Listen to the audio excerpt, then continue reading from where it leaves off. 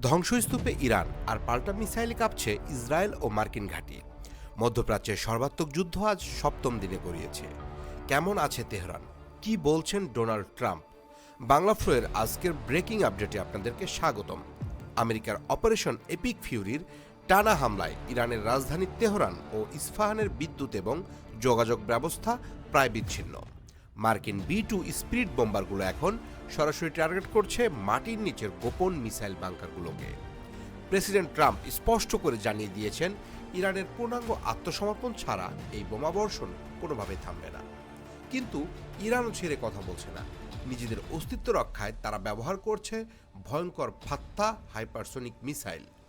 ইসরায়েলের আয়রন ডোমকে ফাঁকি দিয়ে তেল আবিবে আঘাত হানছে এসব মারণাস্ত্র। হরমুজ প্রণালী বন্ধের হুমকির পরপরই বিশ্ববাজারে অপরিশোধিত তেলের দাম ব্যারেলে $100 ছাড়িয়ে গেছে, যা অচিরেই আরও বাড়ার শঙ্কা রয়েছে। এর প্রভাব সরাসরি পড়ছে সারা বিশ্বের নিত্য প্রয়োজনীয় জিনিসপত্রের ওপর।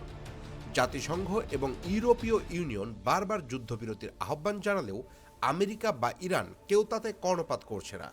রাশিয়া এবং চীন এখনও সরাসরি যুদ্ধে জড়ায়নি, তবে তারা ইরানের পাশে থাকার প্রচ্ছন্ন ইঙ্গিত দিয়েছে, যা তৃতীয় বিশ্বযুদ্ধের সংখ্যাকে আরও বাড়িয়ে তুলেছে।